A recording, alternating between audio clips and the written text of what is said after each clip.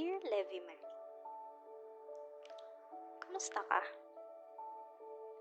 Your 2024 self is here, writing you this letter. Sana okay ka lang dyan. And I hope you brace yourself for a very rocky roller coaster ride.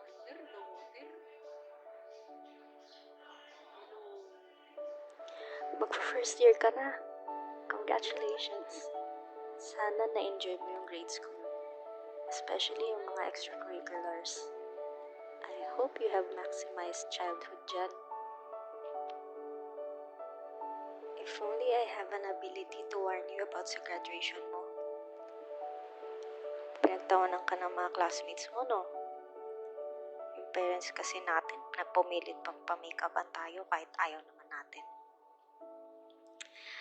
That day will end with you crying, not because of the graduation itself, but because of the shame and regret you felt. Hanggang ngayon nga, naalala mo pa rin yung moment na yun. Patay ang mga mukha nila habang tawang-tawa sila sa'yo. Naalala mo as if it was just yesterday. That kind of abuse a little girl like you should have never experienced. You programmed yourself to push away these memories to help you survive. Maybe that's why sobrang naiilang talaga tayo with physical touch. Whenever someone touches you, it takes you back to those memories. You will keep this all to yourself growing up, and we would only tell 2 people about it. As I'm writing this, I'm slowly trying to open this up to people I fully trust, with the hope that it finally gives me a piece of peace I've been yearning for. By 16, malalaman mo na how far people can go for money. Yung OFW mo na lola will be sent to the ICU and will eventually leave. And your so-called relatives will forcefully get her savings, valuables, properties, her house, and even extort money from her former employer. Would you also believe that she wished us dead? Na sana raw yung bus na sinasakyan natin ay maaksidente. Very twisted. And syempre, sa stories niya, tayo yung bad people. Gumawa pa nga siya ng kwento tungkol kay Papa na nagtotoong AIDS daw. And never ko ang nakita tatay ko na naghahawak ng baraha sa labas ng bahay. It's going to be a long and frustrating story, so I won't go into detail anymore. I believe karma has its hands on bad people. Alam ko naman lola ko, alam niya na we treated her okay.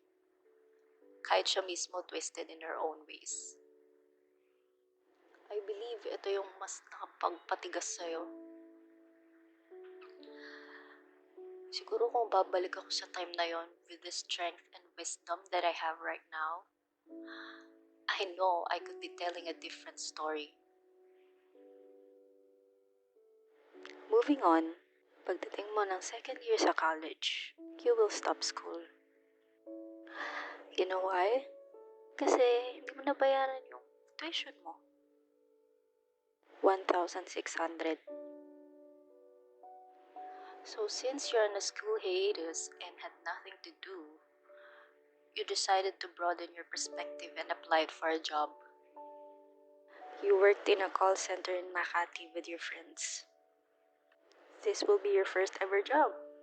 Muntik ka na hindi bumalik sa school kasi kumikita ka na. But I'm glad na hindi mo naman sinunod. And matatapos may school. Student life for you is more like a pulubi life. Yung buhay na pagising mo, wala kang pagkain, wala kang shampoo, sabon para maglinis, para maligo.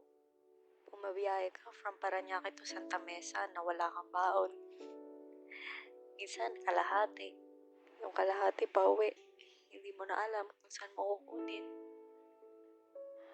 Madalas ka manghiram sa mga kaklase mo para makauwi. Minsan, swerte. Mabibigyan ka ng buong pamasahe. Pero pagkain, wala. So, matatapos yung araw mo, wala kang pagkain. Yung first meal of the day mo, hapunan. Ulam mo yung tig-pisong chicherya. Minsan, tilapia yung ulam nyo. Galing sa nabingwit ng tatay mo dun sa maduming ilog sa malapit sa inyo. After graduation, a positive, relieved, ambitious, fresh graduate us ay sasampalin ng malaking utang ni Mama. Loans that were from a cycle of loans na nagpapabaon talaga sa isang tao sa sadlak. Of course, ikaw magbabayad nun kasi may trabaho ka at kumikita ka na. Magkakagulo kayo nun. The money was never used for bad things. Sadyang nabaon lang talaga dahil kailangan namin kumain. Kailangan ko ng pambayad sa school. And that time, awang-awa talaga ako kay Mama because it was never her choice to be on that situation. Pero dahil sa gusto niyang mag-provide for us, kahit i-sacrifice niya pa yung kahihiyan niya. Naalala ko nun si Mama. First thing in the morning, bababa at uupo sa labas para manghingi ng tiglilima sa mga dumadaan na kakilala niya para may pambili kami ng bigas. Kung ibang nanay yun, baka iniwan na lang kaming 4 dito. Plus, you will be degraded by the owner of the company you're working for because she thinks you're not good enough. I was ruining her company's reputation just because of a minor thing a new graduate has done. Even if I shouldered responsibilities I never asked for and didn't get the apologies I deserve, I still managed to continue with life without it. Being the eldest is literally the shock absorber of everything. Life will dig a hole into your being and will suck the remaining child out of you. Imagine feeling 30 when you're under 20s. I remember this one instance when my ate core was at its highest. Remember nung milenyo? Sobrang lakas ng bagyo na yun. And yung bahay natin, di ba? Kahoy lang. Lahat ng walls na yun nagsishake. Akala mo lilipod na yung mga bubong tsaka yung dingding natin. Naalala ko kami ni Mama. Nakalin kami dun sa mga walls na yun. Pinipigilan namin baka bumagsak. Tapos ang lakas ng ulan. Naulan na kami tapos umaalog yung pader. Tapos yung 2 kapatid ko. Ang sarap ng tulog sa tabi. Wala silang alam sa nangyayari. Looking at how a small, thin girl like you is kind of forced into manual labor. With your body like that, would you believe that you can carry a sack of t-shirts and do some man work? Maybe that is why I have never learned how to act like a real lady. Kargador types ka talaga. Minsan hindi mo din mapipigilan i-compare yung sarili mo sa ibang bata, sa ibang babae. Kasi sila, most of them, na provided talaga sa kanila. Wala silang major issues sa buhay. Nakakain sila 3 times a day. Tanging gagawin lang nila is mag-aral. Then, pag uwi nila, meron silang comfortable, complete sleep. As a girl growing up, the comparison game doubles when you see girls your age looking clean and proper. They can take care of themselves and look pretty because they have resources to do so. But please don't get me wrong. I don't blame them or anyone for being lucky. Dahil pa rin sa hard work ng mga tao sa paligid nila, of course. All these things that have happened in the past will contribute a lot to who you are right now. Your walls will be built up high. You will trust no one. The connections you make will be intentional and minimal. And you will have very firm, logical, and objective judgment when it comes to decision making. Mind over heart all the time. You follow your own timeline, and you can never really learn or know how to accept compliments because you programmed yourself to never believe them anymore. People will see you as a strong, independent, opinionated, and ambitious little woman who doesn't have a heart and emotions. You will be afraid to feel and show emotions because you believe it shows weakness. And you cannot show weakness. How are you able to protect yourself if you're weak, right? You will find it hard to ask for help from anyone because you are used to solving everything on your own because you never had anyone to rely on. You always heal alone. You master the art of self comfort. You cry alone, give your shoulder a pat, and then stand up again. You always keep that calm and collected face for everyone to see. But let me tell you, you deserve help. You cannot carry everything on your own. Let people help lighten your load. But you know what? Inside this heartless, headstrong, emotionless, calm and collected woman is a girl full of doubts, fears, and insecurities. A girl that always hears voices that tell her that she's never going to be enough for everything or anyone. Under the mask of this big, opinionated woman is a small little girl who wants to live life on her own. A little girl who is scared and has a lot of fears and worries for her future. A girl who wants to be protected. A woman who craves to step on her feminine. A woman who wants to be herself for once. Behind that confident woman is an insecure and unconfident little girl. A little girl who is afraid of what other people might say. If you're going to ask me if I chose to be strong and independent, of course not.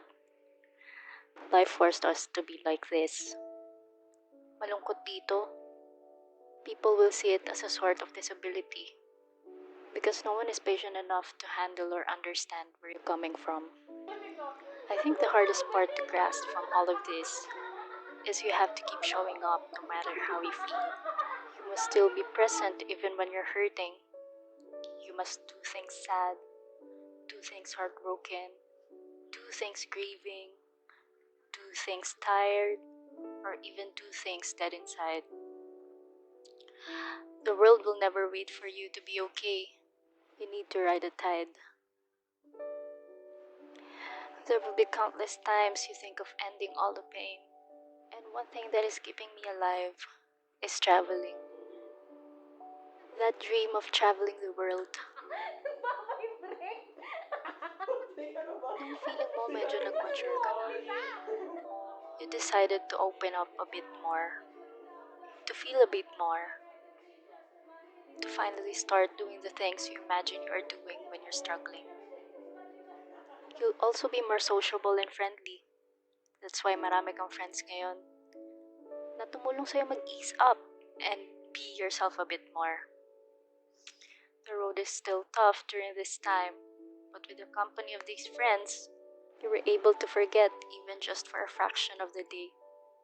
Thankful for them being on my side.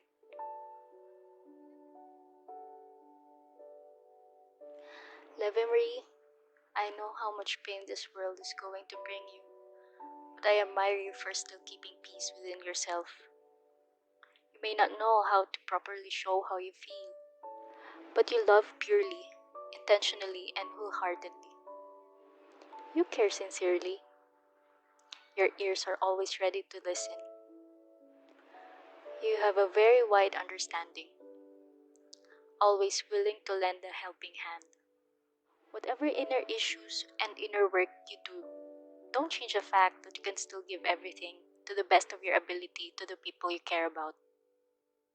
They do not see it most of the time, but you know inside of you is a heart full of love and never hatred for anyone. You will always be that different kid in the room, but please know that being unique is power.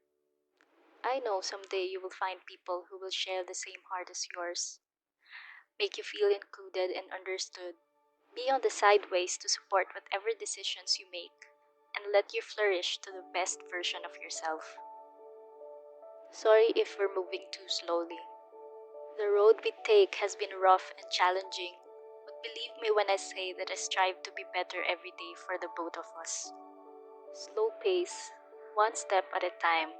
We'll get there someday, I promise. Gusto mo bang bigyan kita ng life update? Alam mo ba ngayon, di na tayo naubusan ng supply ng sabon at shampoo.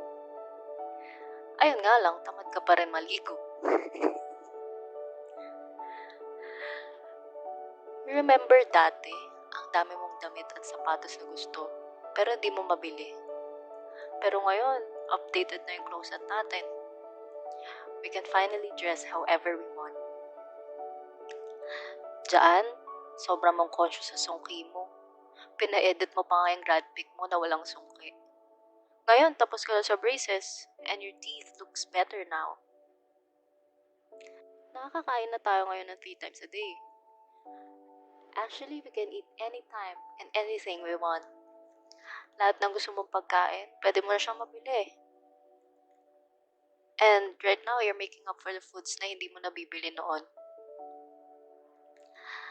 Ngayon, dito, napupuntahan na natin yung mga lugar na gusto natin puntahan dati.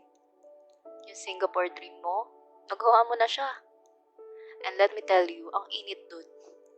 Meron ka na nga ibang dream ngayon Iceland naman. Minsan, kasama mo na rin buong family mo na mag-travel. Ngayon, nakakapaglaro ka na ng games na gusto mong laruin. Kasi nakabili ka ng sarili mong PC. Streamer ka kaya? Kahit walang nanonood sa'yo. At least, you're now able to do what you love. Okay naman lahat dito. Masaya. Kaya gawin mo lang dyan ang buhay mo. And be strong. I'm just here waiting for you on the other side. Gagawin ko ang lahat para sumaya ka. One day you'll tell people this story of how you pulled yourself out in the ocean but can't even swim. And that everything you thought was drowning you was actually teaching you how to swim. It will all make sense someday, so don't dare give up on yourself. Face your fears instead of holding back. If it weren't for those experiences, you wouldn't be who you are today. And if the world gets too mean and hurts you once again, you know what to do. Sit with it. Go right through it. Even though it's difficult that you want to get away and run, just let it. Healing happens by feeling. Let it hurt. You know your story. You know your truth. Those silent battles and inner demons you're fighting, turn around and face them instead of running away. Life is too short to be complacent. Do everything you have always wanted to do. Be everything you always dreamed to be. The way you see yourself matters the most.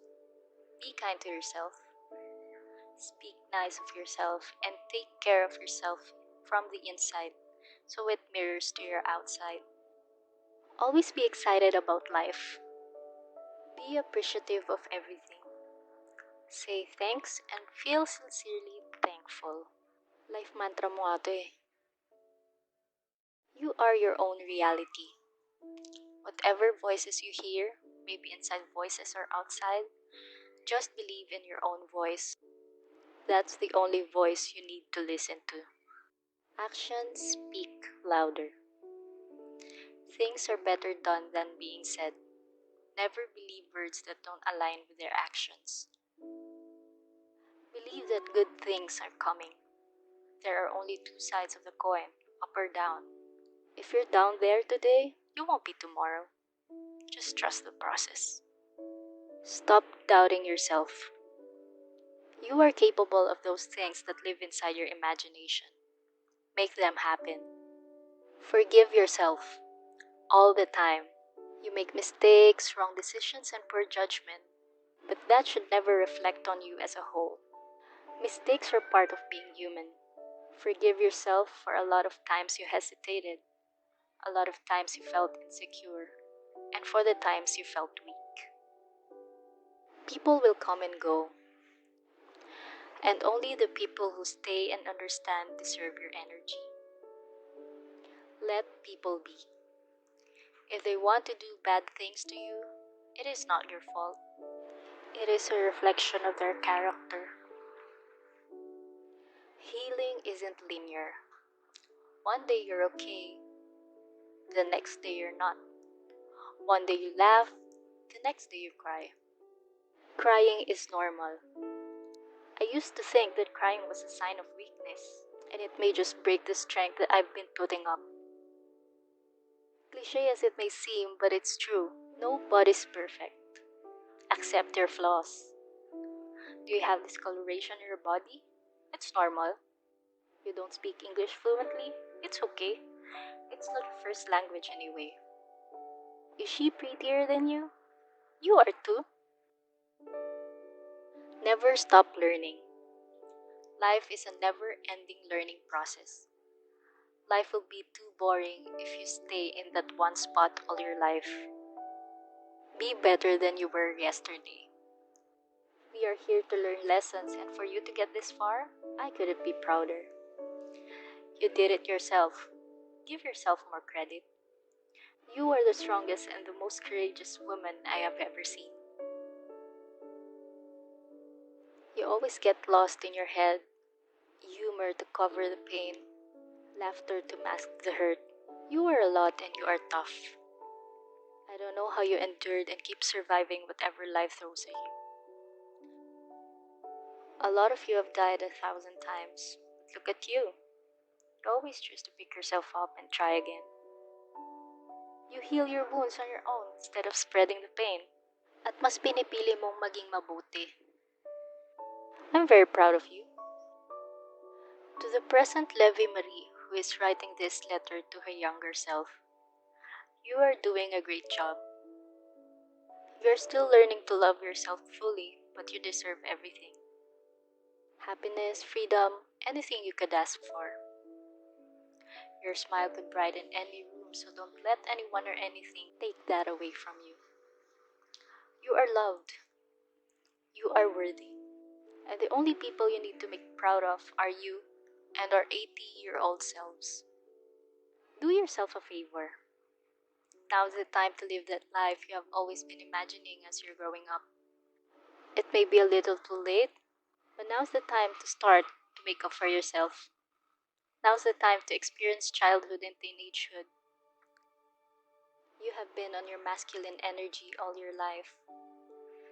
It's time to let that feminine out of you. I believe we still have time. Ngayon pa lang ako nagiging bata. Ngayon pa lang ako bumabawi sa sarili ko. Please bear with me. I might be too much, but please know that I am still learning and a work in progress. Whenever you start to feel overwhelmed by the thought of an unknown future, please remember that today used to be one of those days that you are worried about.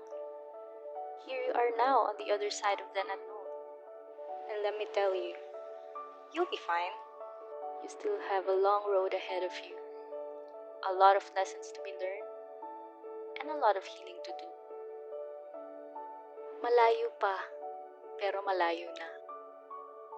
Take that first step, and the next, and never look back.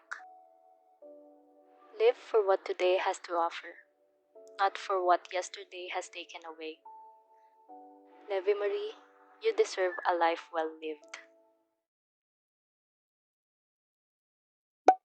To the present Levi Marie who is writing this letter to her younger self, ang ingay ng aso. By 16, you will already learn my eroplanong hayop.